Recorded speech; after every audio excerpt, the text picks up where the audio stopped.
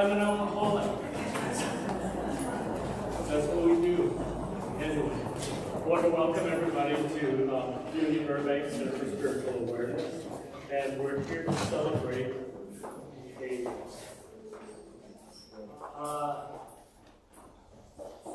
anyway, let me go through a few housekeeping things. Restrooms, there's a restroom right across the hall, and then there's one in the other room there to your right. And there's a little bit of a step there, so please mind that. We don't want to be calling keys on anybody.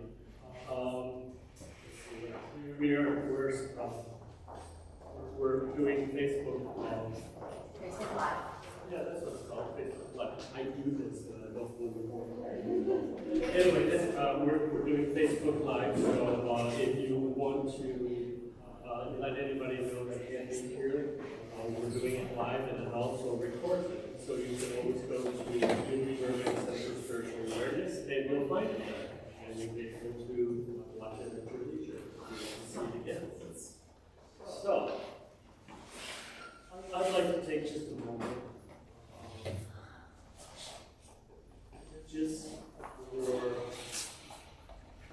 for Kate's honor, I'm an alcoholic. My name is Bob. Hi, Bob. If we could start with the serenity prayer. God, bring me to serenity to accept the things I cannot change, courage to change the things I can, and wisdom to know the difference. She has to move because I can't do this in language. No, I'm kidding. Have your feet. Don't be upset. We have a lineup of speakers, and this is kind of an informal. Excuse me, can you speak a little bit louder? I'm speaking for you. Can I speak a little louder? Is that better? So you want me to use my outside voice? Yes. Okay, I can do that. Just tell me what you need, and I will be. We have a nice lineup of speakers that are going to talk about what she has done in her life and that sort of thing. I was honored and privileged to be Kate's friend for about 3 years, maybe 4 years, as her caregiver. I took her to doctor's appointments and cooked her food. We told jokes together, and we shared sobriety secrets. And it was like I said, it was a pleasure for me and an honor to know Kay. And she helped to boost my sobriety as well. And I found that was our connection, because when you're dealing with somebody that has dementia, she couldn't remember what she had for lunch. She could remember everything of her past. She remembered her brother, her mother, her grandparents, and everything. So we just shared stories. We were both from the Midwest. She was from Chicago, I was from Detroit. So I found different bridges to be able to communicate with every time she would have to ask me who I was, and we would just chuckle. And I said, "You know who I am." And she says, "Yes, but I forgot your name." So it was just that was our connection, and it was really a wonderful connection.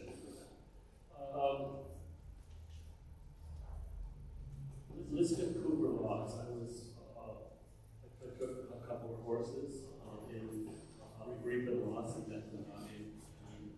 They would always ask me every day, "Am I dying? Am I going to die?" And I said, "Well, not today."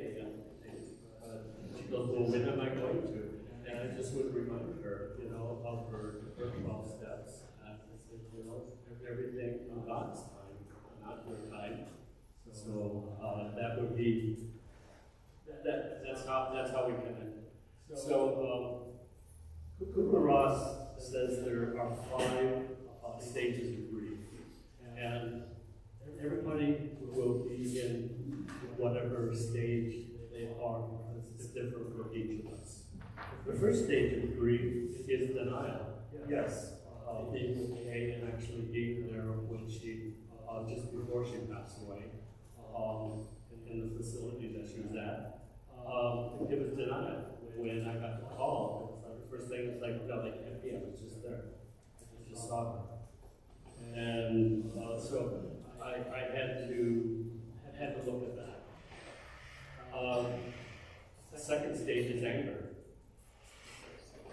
How could she go? Why? That sort of thing.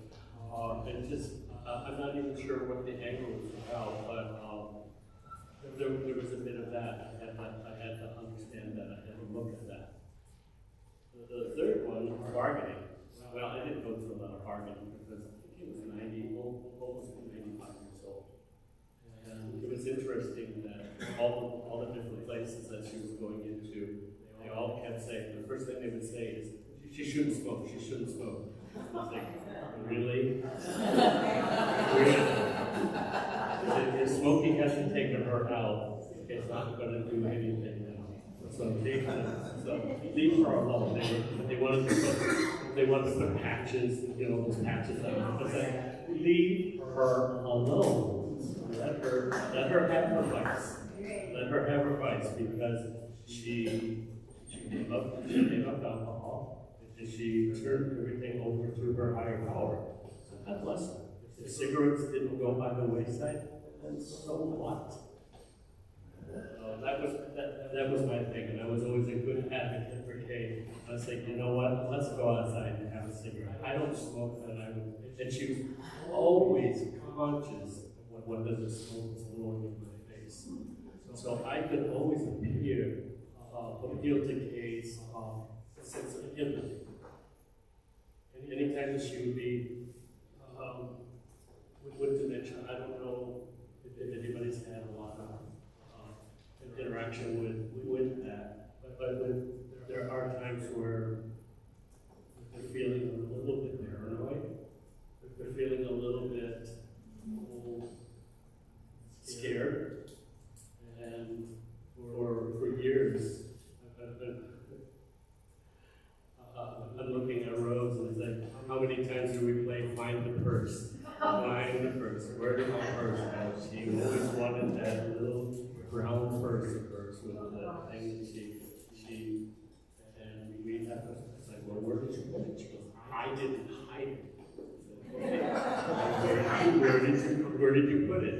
So we have to, and Rose had this great idea to get those little tags that you could put in your phone and we could find it right away. So it would take a whole day.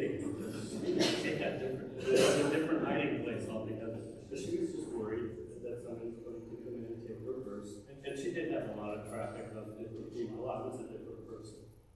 And she didn't really always know me. So that was just how we played the game, And she would get she'd get frustrated with that.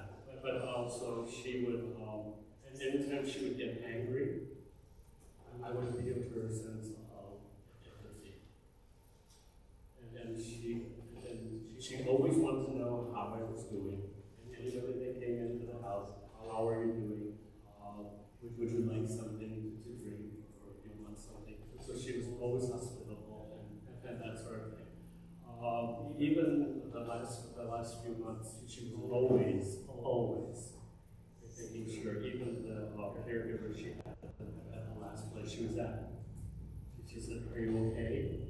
She said, yes, I'm okay. I said, that's just her sense of empathy. She has to make sure everybody that is associated with her is okay. And that's how he was. So, the fourth one is depression. I don't think I went through a lot of depression. I do this going over to visit her and being with her and doing different things and making her lunch or making her breakfast or that sort of thing. She had some favorite meals. She loved going out to have her pancakes and scrambled eggs and bacon and really crisp bacon. She wouldn't eat it up and said, what is this? So she loved that, and we would go to parks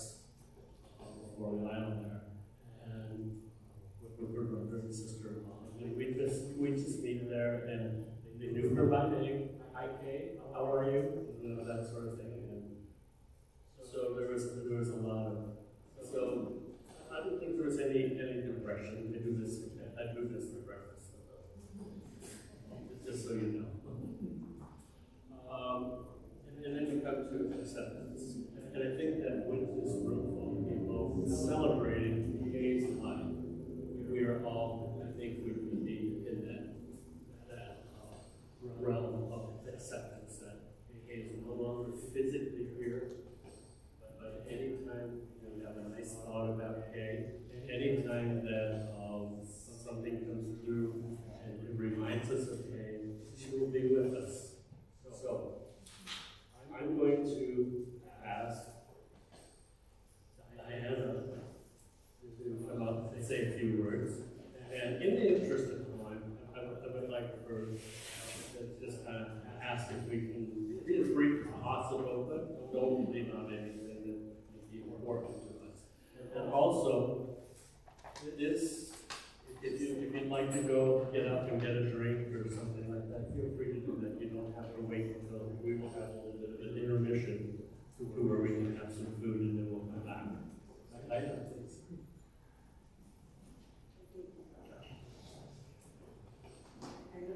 You're directly to me, you said not to take long. Okay. You don't want me to speak to the speaker, it's pretty loud. But there was a few things before, I wrote some stuff down, but there's a few things I'm thinking about. I want to share first when Bob was speaking about the curse. I too tried to be involved in the curse. And it would end up in the weirdest places. I don't know. That's the curse. That's the curse. And it's a good curse. It's up. It's an up. That curse she might have forever. There's a lot of things she had forever. She was such a cool woman. What else did I want to put there? Oh yeah. I don't know if I wrote this, but I was telling somebody how she used to kick me out all the time. And I would sit outside and stare at her, and then she'd let me back in. She'd forget who I am.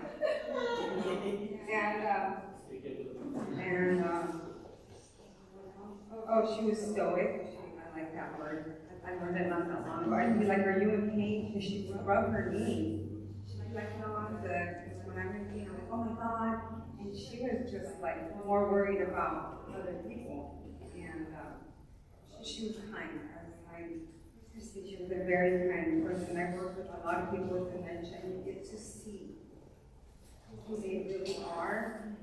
And if they were mean at one point, and she was never mean. I mean, she was mean only because of her sickness. Those days she had bad days. And what else did I get from Bob? Her pancakes, yes, I got to eat pancakes for dinner so many times. It was really cool. Sit and watch the Antique Roadshow with her, and sometimes we watch the same episode all day, but you know what, it didn't matter to her because she didn't remember. You know, I would be able to mimic, this is, like, whatever the price is. But anyways, it was nice to get to sit down and just, all she wanted was somebody there with her. She didn't care if I did anything else. Just somebody to sit there. She didn't want to be alone in anything. But I also have the pleasure of knowing her sister-in-law and her brother, Dwayne and JoJo, and he likes Chris Bacon too. And just the other day, I said, "Gosh, did you guys grow up eating Chris Bacon?" Because he would always say it has to be crispy, and he tells me all the time, it has to be crispy. Crispy. You must have like grown up with that in your home.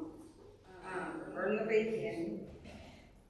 And then there was just, I just have a few things I wrote down. I mean, I could have gone on. I spent so many days, so many hours with her. But you know, when she first bought her house, she would always tell me the story that when she went to see the house, she was just like, "This is the house for me." She didn't want to go look at any other house, you know, and people were coming to see it, and she was just, and she was telling me this all the time. So I know all her stories by heart. And she was just like, "No, go away. I'm going to get this house." And they rushed back to the, I'm sure you heard it.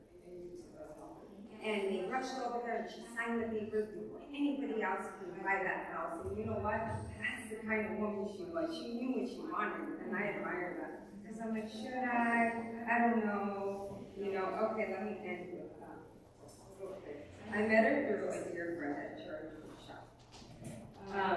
And from the moment I met Kay, there was a special bond.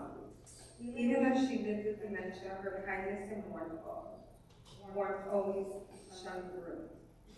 There were moments when her wit and humor brightened up our days home.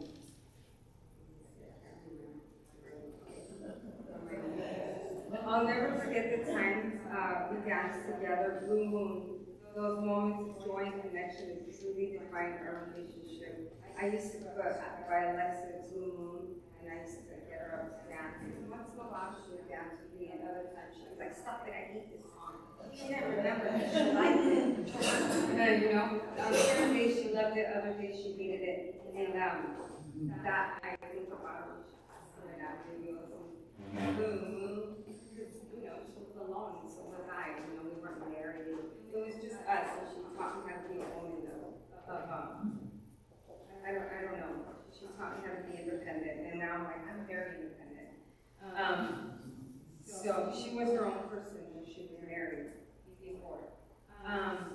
We also shared the program of AA, which brought us even closer.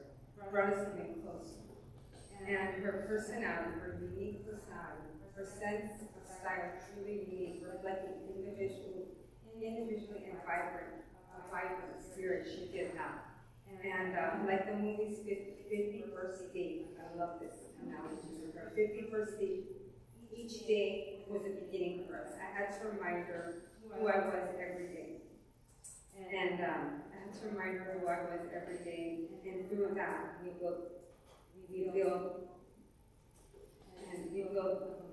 build connection.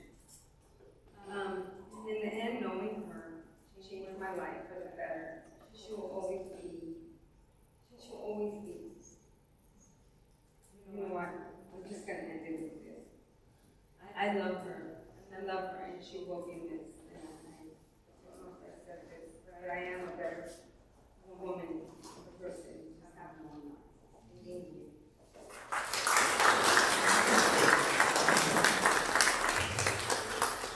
Thank you, Diane.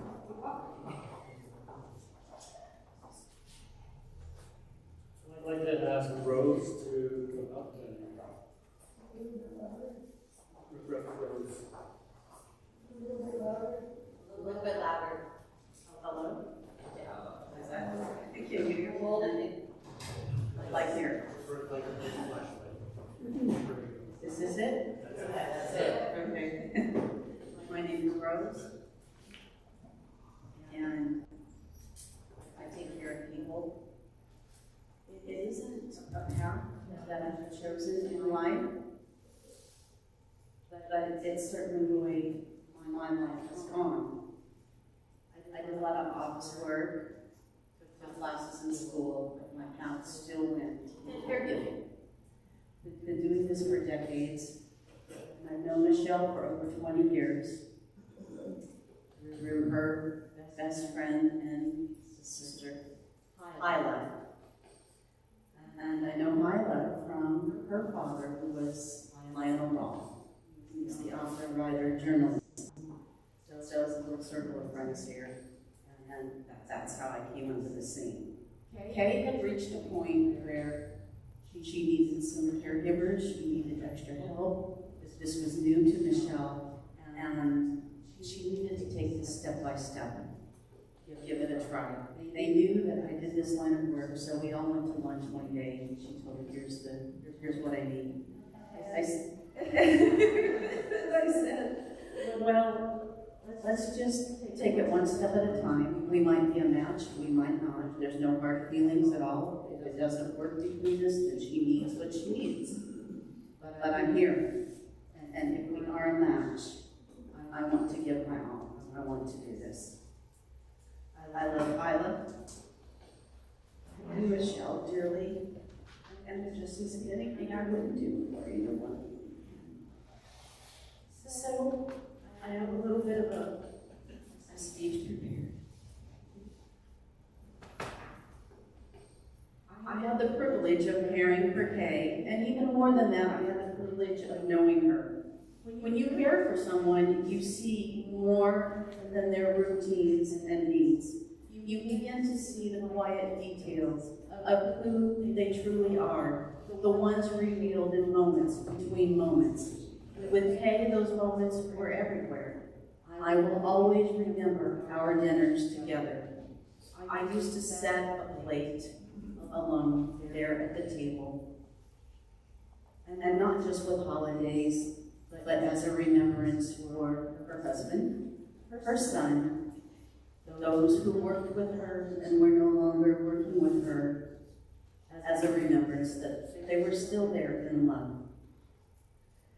We sat across from each other, sometimes talking, sometimes simply sharing the same peaceful space, and she would light up with stories about the history of her home, the people who filled it, and little details she had tucked into memories over a lifetime. There was a steadiness in her voice, the kind that made you feel like time slowed down, just long enough to appreciate something real, like recalling her beloved moments as a mother, raising her one and only son, Dave.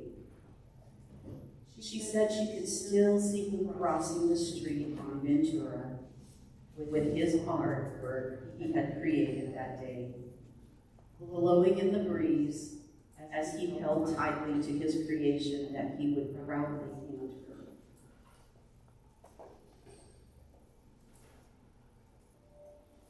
Dave was her life and her heartbeat.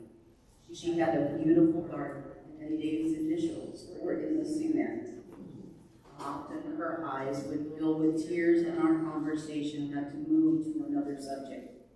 Or it was not uncommon for dinner to end, and she would excuse herself and just go to bed. Kay had outlived her husband, in whom she said she loved so much, as well as her one and only son, Dave. Kay had a way of noticing things. She appreciated beauty and honesty, simple forms, a flower arrangement, a thoughtful gesture, a good cup of coffee, a shared laugh. And she never missed a chance to acknowledge those moments in her own quiet way. She made the people around her feel valued, respected, and seen. I also came to learn how deeply she loved and how much love she still held for the people she cared for. The love stayed steady, even when her days became difficult. There was still warmth in her eyes, still gentleness in her spirit, still that unmistakable presence that let you know you were standing in the company of someone whose life had depth.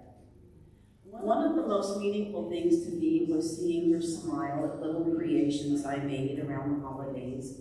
Gnomes, handmade cards, and the touches of color and joy. She received them with such genuine delight that it made me feel as though I'd given her something far more precious than crafts. She made joy feel possible everywhere. One particular morning stands out in my mind more than anything, and I don't know why, but I still think about it to this day. I was on my day off, and I was looking for a to-go cup of coffee. And I didn't know it, but Kay overheard that's what I was looking for. And she appeared holding a cup of coffee, and she had covered it with oil, ensuring it would stay hot.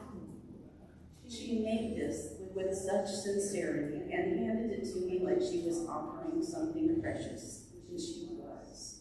Because that moment came from her heart. She just wanted to make sure that need was met, and that's who she was. That was Kay, thoughtful in the quietest moments, heartfelt ways. Another memory that still warms me. One day, Kay called out boldly, "I found it, and I'm giving it to Rosie." She meant it. I couldn't imagine what this was. Her joy in giving was so pure. It was an unwrapped, sealed, stretched canvas. It wasn't the canvas. It was her heart behind it. And Kay also trusted me with one of the most tender transformations of her last years. I dyed her hair back to natural color, gave her a trim, polished everything up, and she looked absolutely stunningly beautiful. When I sent the photo to her daughter-in-law, Michelle, the reaction was instant. She was absolutely blown away. Kay lit up when she saw how good she looked. It wasn't vanity, it was dignity restored. And you could feel how much it meant to her. Whenever I was working on something, a project, a craft, a design, and reached a point where I didn't know what direction to take, Kay was the person I could turn to. She always had the perfect finishing touch, the right idea, the subtle correction that made everything fall into place. She had an eye for beauty and a heart that knew instinctively how to polish things and people without overpowering them.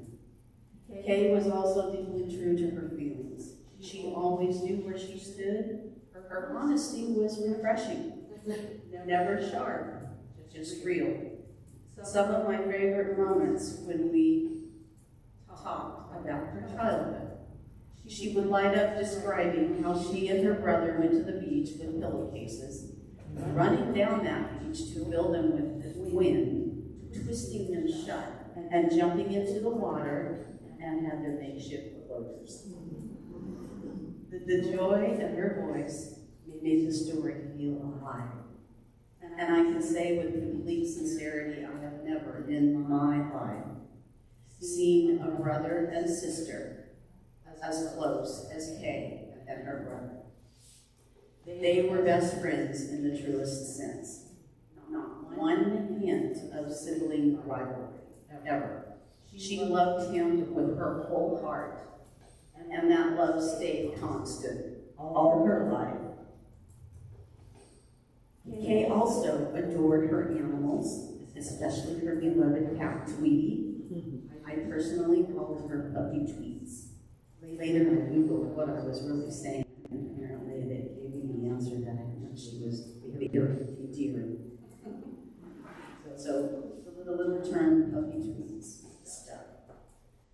Tweety was a full personality cat, and Kay found comfort, companionship, and a kind of quiet joy in her. Their bond was sweet and familiar, the warmth of a little life always nearby.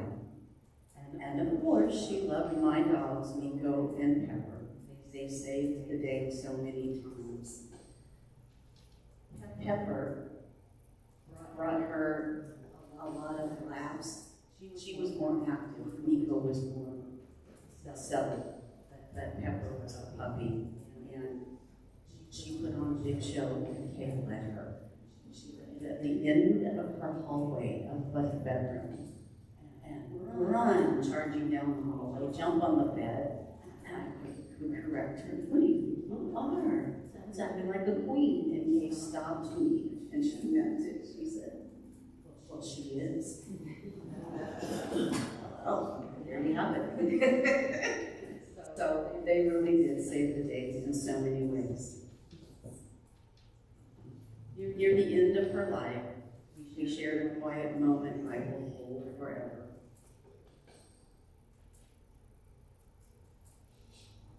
He looked at me and said,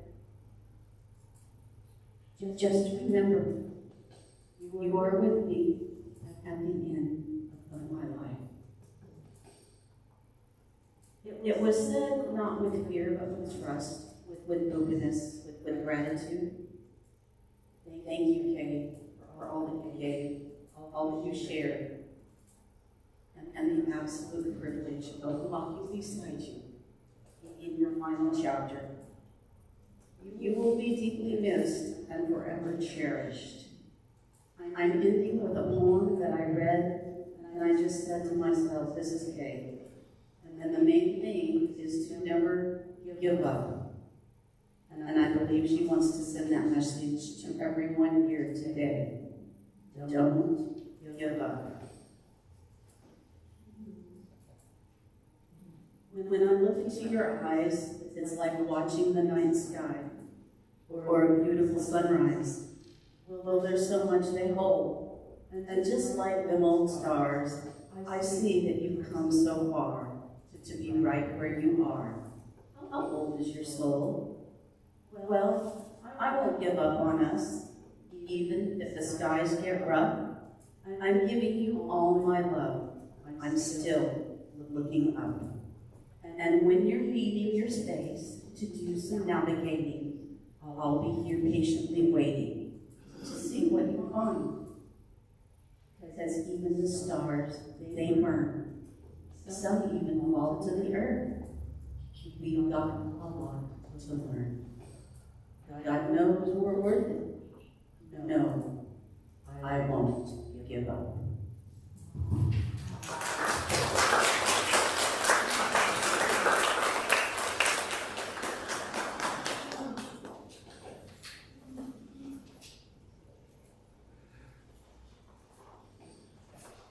Would you like to come and speak?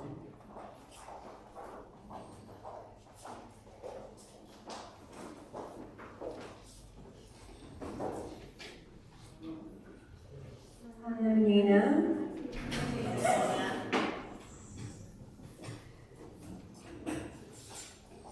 So nice to be here. Thank you, Michelle, for asking me to say a few words today. Yes. How's that? Is that good? Yeah.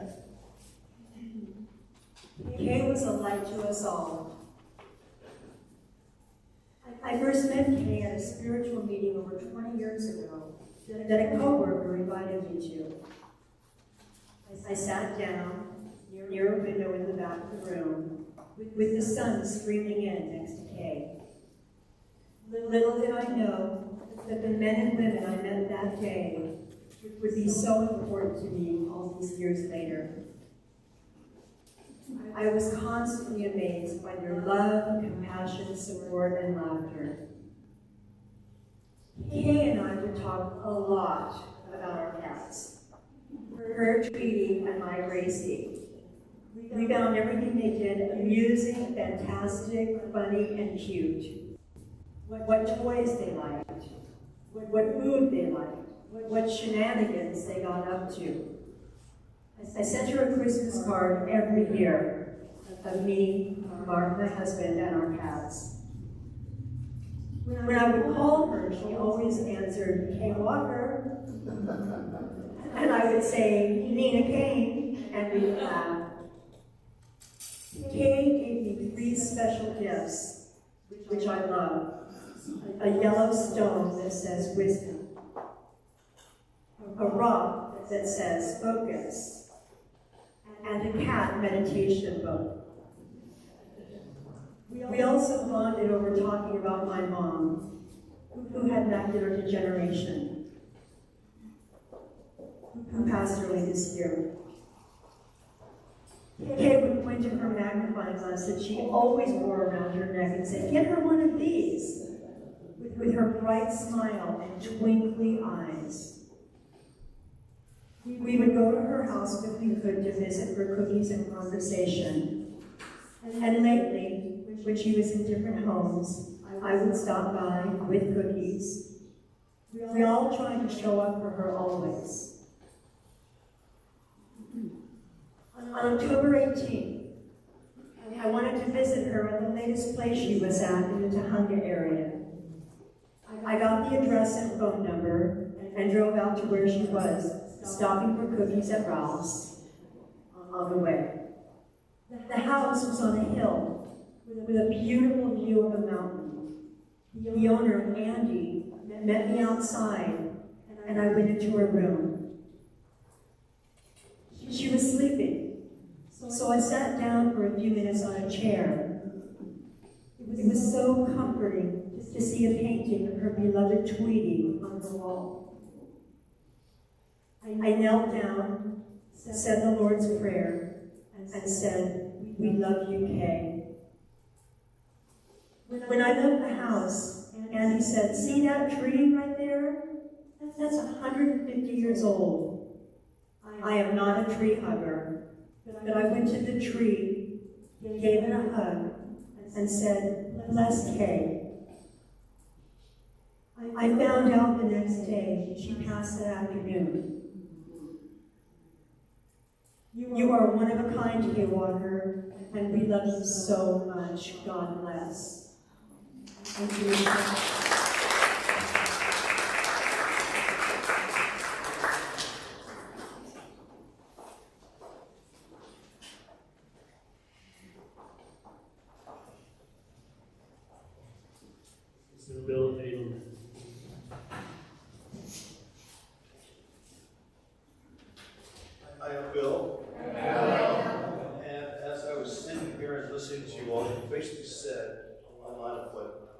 experience. And I'm so glad we all share that experience of Kay, her laugh and her smile. So when I was writing some things down, I said to myself, I don't need to write anything down. Then I said, wait a minute. She's got so many qualities, I'm never going to remember all of them. And as I was sitting here seeing these pictures, this is who Kay is. Always with a smile, always with a friendship. My mother was the youngest of 7, and so I have older cousins that were just a few years younger than Kay. And I have, and so she to me was like an older sister or a young aunt.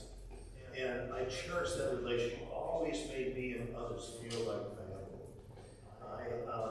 So part of what I wanted to say about her was, well, first of all, I feel very fortunate and honored to be able to speak, and also to have known her for as many years. I met her in 1995, and through the 12 steps of Alcoholics Anonymous, and she was like a shining light. I had troubles getting sober for the first 9 or so months of my sobriety, and Kay always would just put her hand on my shoulder and say, "It's so good to see you." And that's all I needed to come back. And so that started our relationship. So many of you talked about how she loved waffles and pancakes, and I remember she had to have certain fruit on top of it. We started going to Jerry's Deli, then that closed, then we went to Art's Deli. But what I loved about her was that when we go out to lunch, she loved salads. She loved sandwiches. It didn't matter. Wherever we went, she would have a taco. She was that flexible, not only with food, but in her life. And she cherished that. I cherish that about her. Anyway, I was struck about, like most of us, I was struck with how warm and inviting her smile was, as well as her quiet strength. There was something about her strength that was so admirable. I wrote down, we enjoyed having lunch on a regular basis, and like the last few years, we shared our life experiences, and of course, a lot of laughter. I'm amazed of her many capabilities, and so this is what I decided to write in case I forgot. She was very agile. She always managed to go up and down those stairs in her house, and I was like, "Are you okay?" Kay, of course, her answer, like others have said, was, "I'm fine." Never needed assistance, even when I asked, going up or down. She also was a fantastic listener. That's one thing that I always, I'm not such a great listener. In my career, I'm a talker, and so I had trouble listening. And through the program, I learned to listen, and also Kay was a great example. She always responded with compassion and understanding, and that made me feel part of the family. She also was very nurturing. Just had that quality, whether it's to human beings or animals, or plants. She was energetic. I was amazed at the energy that she had, and continued to show that until the very end. She would also try different things, different foods, different locations. The other thing I really admired was her independence. Even though she liked and wanted people around at the same time, she was very independent and was able to do whatever she wanted whenever she wanted to. The other thing that I wrote down was that she was still very coherent, even at her place until the last parts of her life. Always a thirst for knowledge and adventure. And last but not least was her laughter. That was the most amazing thing to me. That warmed, as the pictures show, as many others have said. So after writing those down, I wanted to share a story. Another good member of the 12-step program, Zach. Some people remember, some not. He moved up to Seattle about 30 years ago. But he also knew Kay very well. And so what I do with Zach, we do a conference call with Kay. And when she would answer the phone, we'd always say, "It's the Bill and Zach show." And of course, what did we get in return? This huge laughter. "Hi, boys, how are you doing?" "Fine, Kay, we called to see how you were." She'd give us one word, 2 letters answer. "Okay, how are you?" Like others have said, always how are you. The highlight for me with Kay was that I was able to share embarrassing moments that I experienced with her, and she would always have some support. one time shared with her as I was growing in the prayer meeting with sobriety, my sponsor asked me to stop swearing. I want you to work on your anger, and I want you to use other words instead of a swear word. Because when you swear, it's not very clear what it is you're upset about. So I want you to try that as an example, to do that. I said, okay, fine. So I shared with her that, Kay, I had one of these great days today. I called my sponsor and told him I really made some great advances in not swearing. She said, well, what happened? I said, well, when I was driving on the road and I swear to someone, I left the window rolled up. It was amazing. Oh, yes, that's so wonderful. That was another word that she used to like to use. That's wonderful. And so I can tell you many more stories like that, but that's basically the things that I used to share with her. Thanks for letting me participate.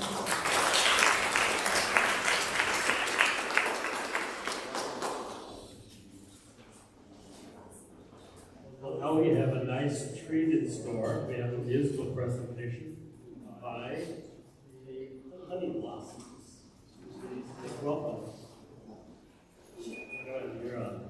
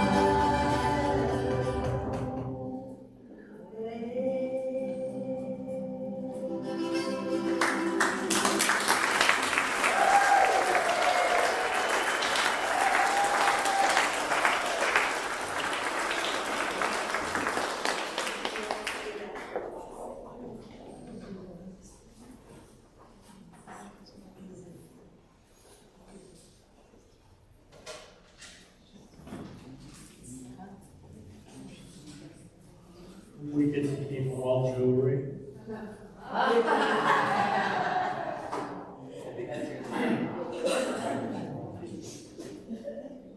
Wow, that was inspiring. Thank you so much.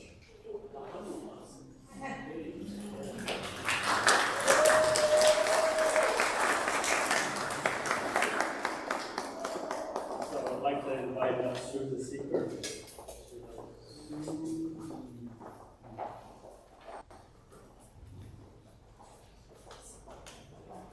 Hi, everyone. Thank you, Michelle. Thank you, Michelle. Kay Walker had a regal bearing. When I first walked into our little oasis in the room upstairs in the church on Moore Park, I saw a stunning woman with a casual elegance, striking white hair, swept back in a low bun, wearing amazing silver rings, and looking very much like she was a docent at Getty when she wasn't sitting in an AA meeting. She had a dignified warmth. If you knew her, you know what I mean. She was a beloved member of our community. Kay supported us all. She attended our sober anniversaries. She invited us to celebrate hers. I don't have enough hands. Hang on one second.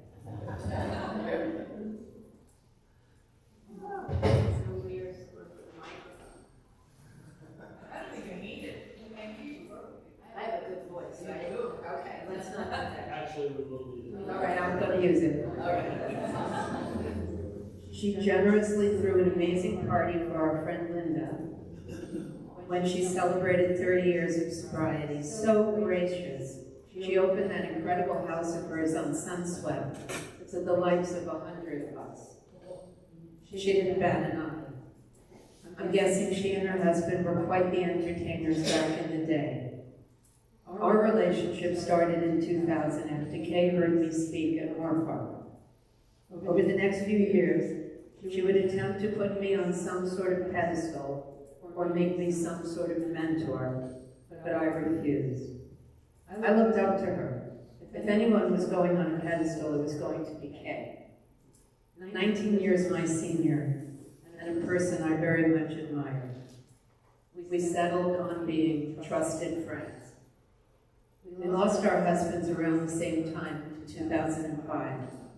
Our bond deepened in widowhood. We were women with houses and questions about who could fix things for us. We shared handymen, tree trimmers, and an HVAC guy we really liked. That's its own kind of closeness, for sure. But the real significant moment in our relationship came the day that Kay locked herself out of the house and she called me for help. I came and got her and brought her back to my house where she spent the day until her son would be able to get off work and let her back in. That's the day we really talked, like girlfriends. It was sweet and touching. And of course, I'm not going to tell you anything she said to me. The next day, Kay gave me a key to her house and asked me to keep it for her. From time to time, I would remind her that I had it. She would say good, that it made her feel safe. I said I'd keep it always. And I have. Rest in peace, Kay. You are safe and you are loved.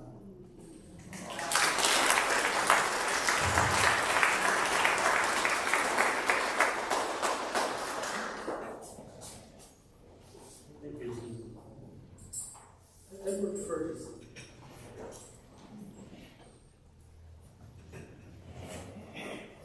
Hi, everyone. I'm Edward. Good work, Susan, really. I have nothing written down, anything down. First of all, I want to say thank you to all the people who have cared for Kay as she's experienced dementia towards the end of her life. My mom just passed away on August 16th, and she had dementia for the last 6 or 7 years of her life. But got 7 years and sisters, and we could all chip in and take care of her and stuff like that. I met Kay a little over 29 years ago. I And I feel fortunate because like I knew her, she was like really with it. I met Bill, they used to come over to our house all the time. When I moved out here from Manhattan, the woman I moved out here with, when I was raising her daughter, I met Kay right away. I'm not the social part of it like she was.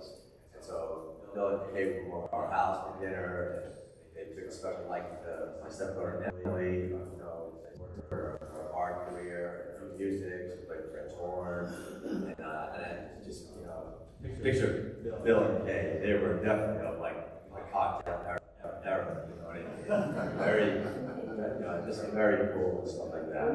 And I appreciate Kay towards the end of her life, towards the end of Bill's life, rather, she struggled with things that were going on with Bill. And the only thing I really kind of want to share about Kay, because everybody said everything already. I came into recovery, I know her from AA. I came into recovery in '86, and I had a colorful life out there, I was made arrest, I was incarcerated, and all that kind of stuff.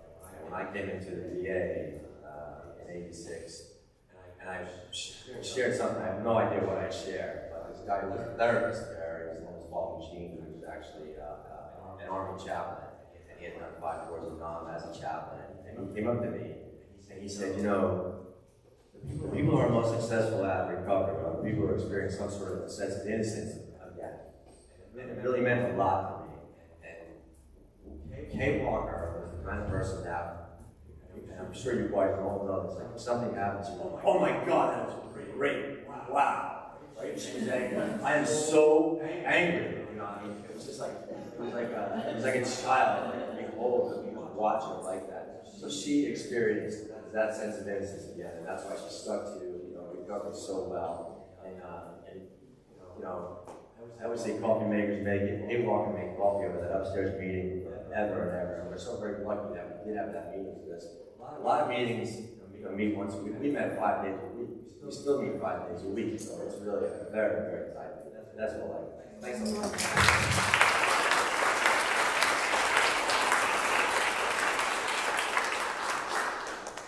Thank you. Very powerful.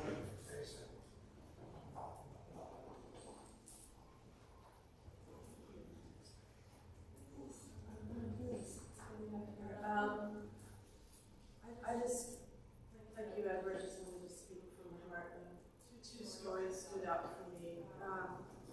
About Kay, I also met her upstairs in our little living room park 22 years ago almost.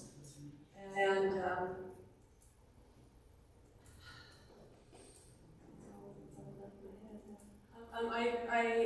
the thing that stands out for me is the theme of mother.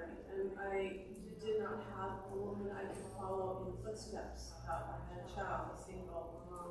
And Kay so loved Dave.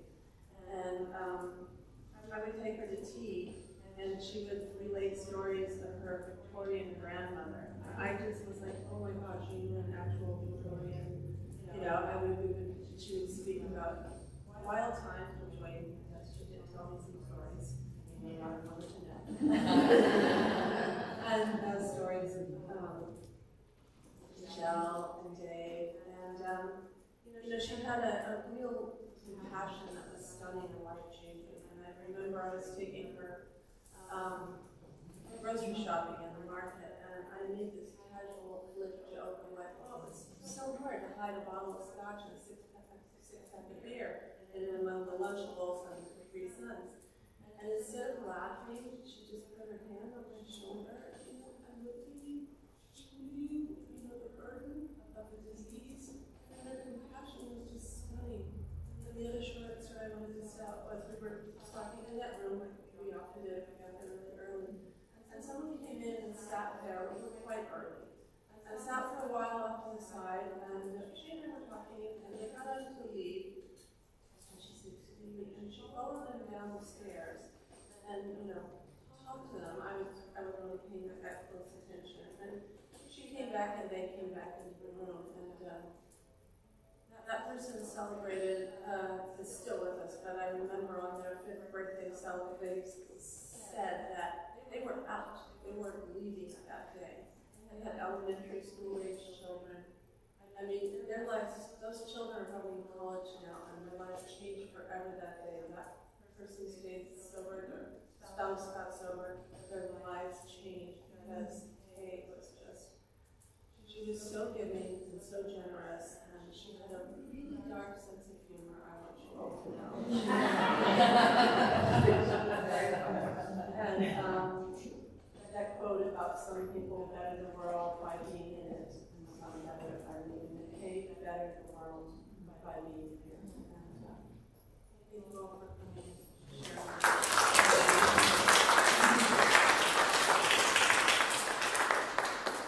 I want to thank all of our speakers that came up here and blessed us with their stories about Kay.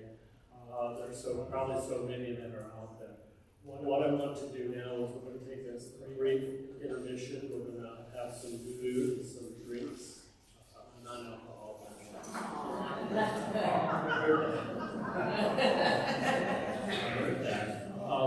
So please feel free to do that, and we'll come back in about 10 minutes or so. And